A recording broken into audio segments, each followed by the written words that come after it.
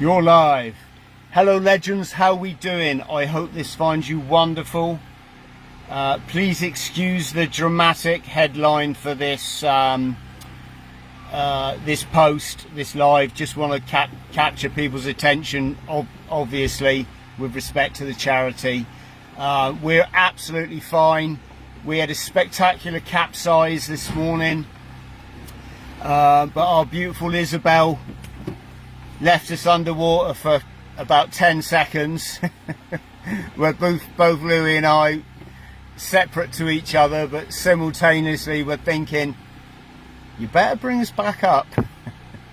And then we popped up again, and it was a brilliant learning curve. You know, I really think, I wonder where we'd be if we hadn't had that learning curve, because it's so easy, just like in the military when you're on active service. Those of you that have done it, you know what I'm talking about.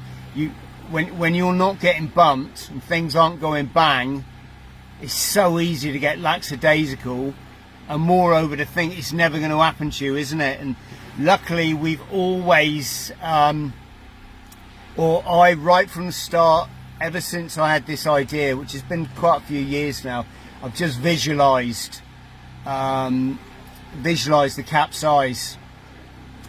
So in my mind it's quite normal. I just think of it like going surfing, really, when you have to roll off your board because there's a big wave, then you hop back on it again. We didn't have to get out of the boat, we just remained seated, and it was fine. We're in the biggest seas we've had yet, and they're okay. They're still not in the danger zone, if you get me.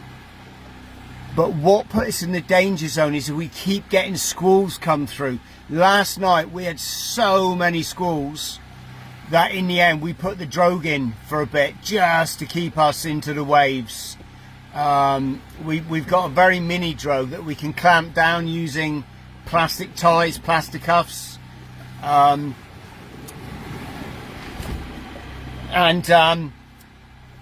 last night he was just coming thick and fast, but today we were in the big weather, the big waves. Then we got a squall come through, and I noticed there was 6 foot on top of the ordinary waves of extra blue and white, meaning that they were cascading, breaking basically. And I still thought we'd be okay, to be honest, and it was my fault. I turned around to scan the horizon, and in that split second of taking my eye off the ball, we must have just gone on a quarter, or a quarter more. What am I trying to say? 45 degrees more to the wave, and boom! It, like, the next thing you knew, one side of the boat's completely underwater, and then it does the double whammy. The other side just goes smash, and over you go. So yeah, very proud of Louis. He was absolutely brilliant. I would like to say we laughed our asses off, but I don't think he's ready for that yet. I think all of this is quite new out here, if you get what I'm saying. But I was quite pleased with the proceedings, really. The only downside is it ripped off, it wrenched our VHF antenna right out to a 45-degree angle, and that thing's pretty set solid. It's like a set of grooved teeth. You know those kind of, like, where you adjust things and they've got teeth in them. So for water to do that was quite an eye opener. And also we lost something called a Dan buoy, or a John buoy, which is just a marker buoy. It's I'll explain it a bit more when I get back to shore. But my only concern there is I rang Mission Atlantic, Mission Control, just to check that did we need to report it. Because can you imagine if you was out here on a yacht or something, and suddenly you saw a marker buoy floating by, which you only see when there's been an accident. So I put that in the wonderful hands of Chris Martin. So that's it, folks. Just more of a reason. If we weren't more on the ball, that would be game over now. We'd both be swimming in the North Atlantic, holding on to an upside down beautiful Isabel, triggering our EPIRB and waiting to be rescued. On a plus note, I suppose they might bring rum, but that would be the only plus note. So I'm only saying this just so you can understand this is serious, folks. You know, to get to be thousands, 2,500 miles offshore from our starting point in Africa, and still we're coming close to 200 miles away from Barbados, so out of the range of a chopper.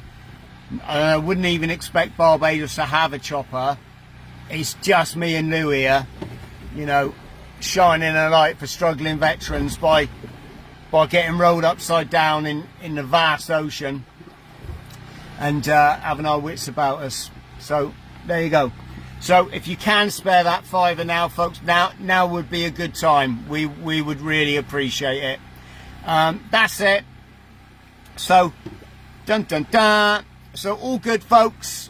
You know, you cannot learn stuff without you know, you don't learn a bike, do you, without falling off it. It's just the way of the world. So no dramas.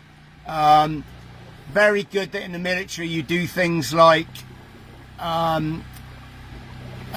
what's it called, dunker drills. So we do helicopter underwater escape drills, and Louis, because he was on ship, he's happened to have done them as well.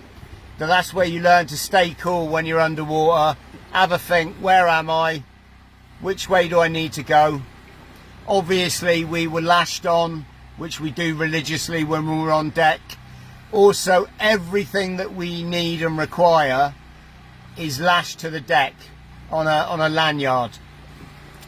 The only things we watched drift away was one water bottle, and that's because it wasn't on a lanyard, because we've got about